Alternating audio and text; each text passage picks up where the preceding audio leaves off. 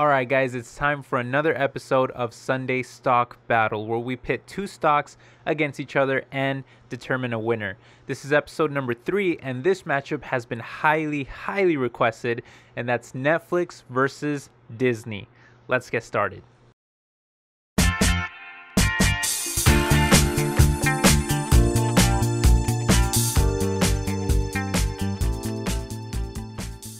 What's up everybody, my name is Ala and welcome to my world of stocks. If you want to see past episodes, then make sure you check out the Sunday Stock Battle playlist, which you can find up here or in the description below or at the end of this video on a clickable card. Also, don't forget to leave me a suggestion down below in the comment section. Let me know which matchup you'd like to see next. And also don't forget to leave a comment for Ala's World Consensus and let me know which one of these two stocks you like the most between Netflix or Disney. If you had to invest in one, which one would you invest in?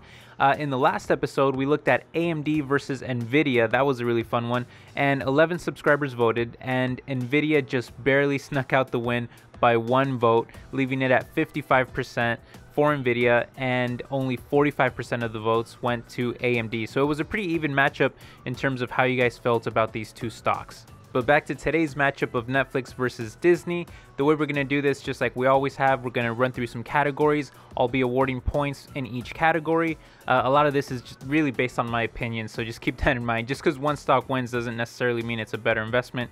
You always got to do your own research and make your own decision. But some of the categories will include things like their business, their future potential, their income statement, their stock, their valuation, all those kinds of things. And then at the end of the video, I'll give my conclusion and we will declare a winner. Okay, so let's start by looking at their business. Now, Disney is obviously much more well diversified, but when looking at Disney's 4 primary segments in no particular order, we've got number 1, media networks, which includes all their cable and broadcast television networks like ABC and ESPN. Segment 2, we've got parks and resorts, which includes Disneyland, Disney World Resort, their Disney Cruise Line. We've got some really high-end resorts and spas like the one they have in Hawaii. Looking at segment number 3 is their massive studio entertainment segment, which includes things like Walt Disney Pictures, Pixar, Marvel, Lucasfilm, which is basically Star Wars, Touchstone. And then when looking at segment number 4, they've got their consumer products and interactive media segment, which includes branded merchandise that is sold in stores or online. And of course, Disney has recently acquired most of 21st Century Fox assets for $71 billion, which we'll talk about more later. They're also going to be launching their streaming platform next year in 2019, which they'll be calling Disney Play. And on top of that, with the Fox acquisition, they'll have the majority of Hulu. And then another thing that I want to mention that I haven't really commented on yet in previous videos, but that's that Fox owns 39% of Sky, which is one of the biggest pay television providers in Europe with around 23 million subscribers, and they also offer internet services as well.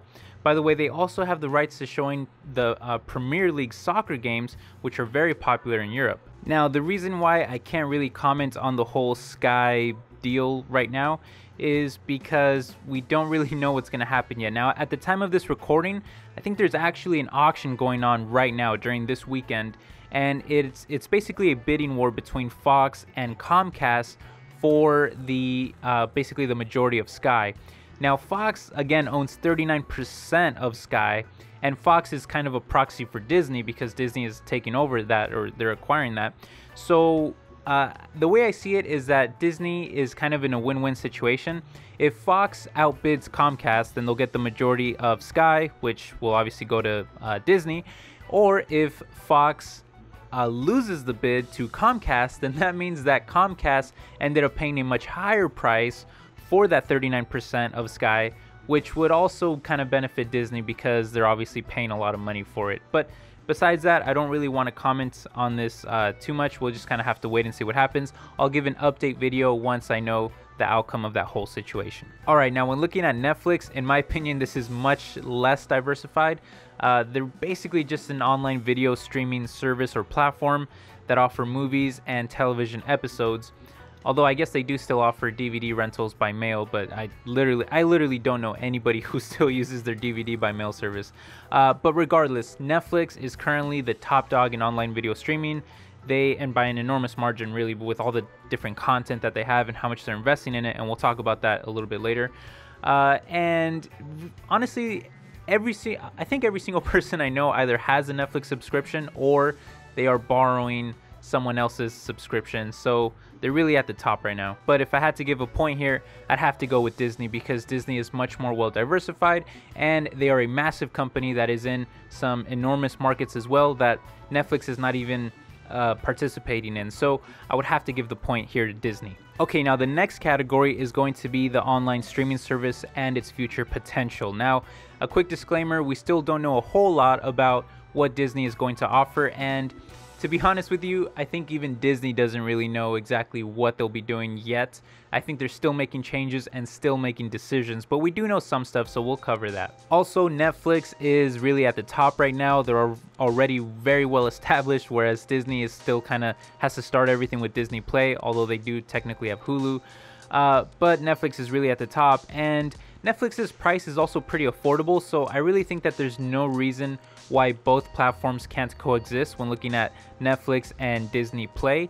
So I do just want to give that disclaimer. Also, Amazon Prime Video, that can also coexist as well. All of these prices are looking pretty affordable. Disney Play, they're saying is going to cost less than Netflix, so I don't see why consumers can't have a membership to multiple video streaming services. But because they are technically competing in the same exact market for a lot of the same customers, we're going to go ahead and compare the two and give some points here. Okay, now currently Netflix is available in almost 200 countries worldwide and have a massive subscriber count of around 130 million, not to mention that many of those accounts are probably shared with other people as well. And currently Netflix offers a wide variety of movies and television shows, not to mention that they even have a partnership with Disney to stream some of their content as well, although Disney has already stated that they are planning on removing most of their content going into next year. But still, Netflix does have some very strong first-party original content that they do produce themselves, and it's actually up 88% from last year. That is an insanely higher amount of original content. Now, some of this content does include studio partnerships, like Orange is the New Black from Lionsgate and all of the Marvel superhero shows being from Disney, but regardless, Netflix does offer very popular titles like House of Cards, Orange is the New Black, Stranger Things, Lost in Space, Narcos, a bunch of Marvel shows like Luke Cage and Punisher, Black Mirror, and they also produce a lot of other movies and shows as well. Now, I'm not going to go through the entire list because it is mind-blowingly long, but from January to August, Netflix has already released over 300 original shows or movies. That is very impressive. But despite investing so heavily into original content, one research report found that over 80% of Netflix streams were for licensed content, and another report showed that a little less than half of Netflix subscribers watched either little or no original content altogether. So even though the percentage that views original content is technically growing, I think the last time I checked it was up by around 12% year over year, it still shows that the majority of their viewership is for licensed content as opposed to being for original content. But still, you got to figure that original content should help them in the future with retention rates, so I think that's why they're focusing on that. But in the present, that's kind of in the future, but in the present, it's looking like people care more about licensed content. So things like The Office, you know, kind of third-party content like that. Okay, now Disney, on the other hand, has an enormous amount of backlogged content that is only growing with their acquisition of Fox. And this isn't just, you know, content that has just recently been introduced that we don't know if customers like it or not. This is some of the strongest brands and IPs in the world. So just to name a few brands or even studios, we've got Star Wars, we've got Pixar, Nat Geo, Monsters Inc., Searchlight, Frozen, High School Musical, The Simpsons, Marvel content like the X-Men, the Fantastic Four, the Avengers, and Deadpool. I mean, the list just goes on and on. Okay, now a couple of quick disclaimers here on Disney. Some reports are saying different things, but on average, this is what I found based on my research. And it's looking like AT&T actually has the rights to show all of the old Star Wars movies that were made before 2019, and that contract goes until 2024. But some rumors say that Disney is trying to buy their way out of that contract, But regardless, anything made in 2019 or later should appear on Disney Play. And we also know that a Star Wars show is being developed for the service with a budget of around $100 million for just the first season alone, so Disney is definitely not playing around. And then when looking at Marvel, their contract with Netflix ends this year, but it does look like some of those Marvel shows may be staying on Netflix. But we also know that any future Marvel movies will come to Disney Play, which is a really good thing. And it's also being reported, and this is kind of recent here, is that Disney will be adding limited run series from the Marvel Cinematic Universe into Disney Play, which is huge because it's going to have very important characters from the Marvel Cinematic Universe. So things like Loki, Scarlet Witch, those are some of the ones that are being mentioned right now. And they're going to have the actual actors from the big screen movies, and it'll actually tie in to the Marvel Cinematic Universe. And it's being quoted as having hefty budgets. So this is going to be some massive productions that will be available on Disney Play to attract customers. So in this category, I'm a little torn. I have to give 1 point to Netflix because they already have the lead and they have everything well established. But I'm also going to give 1 point to Disney for the future potential because, man, I mean, when you look at these brands and these IPs, it's just insane. And not only that, but Disney also has, so they'll have Disney Play, they'll also have Hulu, and they'll also have their ESPN service. And then if you think about it, they could probably bundle all of those different services for a certain fee. So there's a lot of different things that Disney can do here, and I don't think they're playing around. They have some huge budgets, and they're bringing in talent from their big screen movie studios as well. So I have to give a point to Disney as well. Okay guys, now it's time to talk about their stocks, the reason why you're here. So we're looking at their stock price. Disney has a market cap of $164 billion and their share price is at $110. Their PE ratio is honestly great in my opinion. It's at only 14, and their forward is also good at 15. And their PEG ratio also looks pretty good at 1.4, and their PS ratio looks pretty decent at 3, and their PB ratio is at 3.6. Now Netflix on the other hand has much bigger ratios, and by the way, if you're not familiar with all of these metrics, that's fine. Just know that this isn't really a good thing for Netflix. This is looking pretty bad here for Netflix in comparison to Disney. So Netflix has a market cap that is very similar at $157 billion, and again, they're much less diversified. Their PE ratio is much higher than Disney at 164, and even their forward PE is at 82, which is still very high. And then their PEG ratio, factoring in future growth, is still higher at 2.2, and then their PS ratio is also higher at 11, and their PB is also much higher at 35. So just taking a quick look at their price and some of these metrics, Disney clearly has to get the point here. Okay, so Disney wins in the stock price, basically being a much better price for what you're getting. But when looking at stock performance, now this is a different story. So when looking at the past 5 years, Disney is only up by around 70%.